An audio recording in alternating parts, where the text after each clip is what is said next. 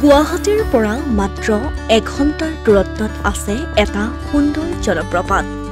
চৰকাৰে নহয়, গাঁওবাসী আৰু যুৱ সমাজে পৰ্যটন ক্ষেত্ৰলৈ ৰূপান্তৰ কৰিছে এই জলপ্ৰপাতক।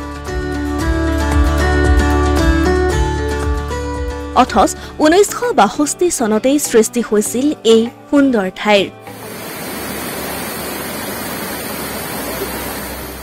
প্ৰাকৃতিক সৌন্দৰ্য পান কৰি ভালপোৱা মানুহৰ বাবে ন স্থানসমূহত নতুন অভিজ্ঞতাসমূহ সংগ্ৰহ কৰাটো এক প্ৰকাৰৰ নিচা।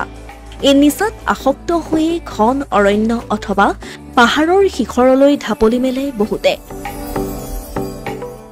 এতিয়া মেঘালয়, অৰুণাচল অথবা অন্য ৰাজ্যৰ পৰিৱৰ্তে বহু পৰ্যটক ঢাপলি মেলিছে মহানগৰীৰ গাতে লাগি থকা ৰাণীৰ এই চলকদাৰে জলপ্ৰপাতলৈ। ঐতিহাসিক চান্দুবি বিলৰ নিচেই কাষতেই অৱস্থিত বাহৈ গাঁৱৰ এই জলপ্ৰপাত চলকদাৰে।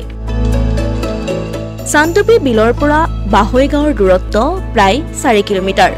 চলকদাৰে হৈছে এটা গাৰো ভাষাৰ শব্দ। এই শব্দৰ অৰ্থ হৈছে পানীৰ উহ বা জলপ্ৰপাত।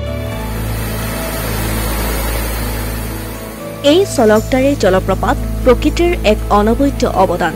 মায়ং পাহাৰৰ পৰা বৈ অহা এটি নিজৰাৰ পানী প্ৰায় 40 ফুট ওপৰৰ পৰা প্ৰচণ্ড শিল এচটাৰ ওপৰে ওপৰে বাগৰি আহি তলত পৰিছে।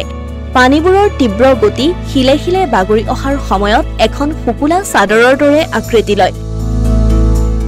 প্ৰকৃতিৰ নিবিড় পৰিৱেশৰ এই দৃশ্যৰাজিয়ে মানুহৰ মন প্ৰাণ পুলকিত কৰি তোলে। সেয়ে এই জলপ্ৰপাতটোত দৈনিক দৰ্শনাৰ্থীৰ ভিৰ হয়। চলকদাৰে জলপ্ৰপাতটো 1962 চনতেই নিৰ্মাণ কৰা এটা কৃষি বান্ধৰ পৰা সৃষ্টি হোৱা। কিন্তু বাহৈ গাঁৱত চলকদাৰে জলপ্ৰপাতৰ আজিৰ এই সুন্দৰ ৰূপ মূলতে গাঁওখনৰ যুৱশক্তিৰ এক যোগাত্মক চিন্তা আৰু আন্তৰিকতাৰ ফচল। কিয়নো 1962 চনত অসম চৰকাৰে কৃষি উন্নয়নৰ বাবে নিৰ্মাণ কৰা বাহৈ গাঁও কৃষিবান্ধটো বহু বছৰ ধৰি হাবি জংঘলেৰে পৰিপূৰ্ণ হৈ আছিল। কিন্তু গাঁওখনৰ যুৱ প্ৰজন্মৰ ডেকা গাভৰুসকলৰ দ্বাৰা গঠিত যুৱ সংগঠন মাইলছ ব্ৰনছন ইউথ ক্লাব আৰু ৰাইজৰ আত্মপ্ৰচেষ্টাৰ বলত এসময়ত হাবি জংঘলেৰে পৰিপূৰ্ণ হৈ থকা কৃষিবান্ধটো আজি চলকদাৰে জলপ্ৰপাতৰ ৰূপে সকলোৰে মাজতে পৰিচিত হৈ পৰিছে।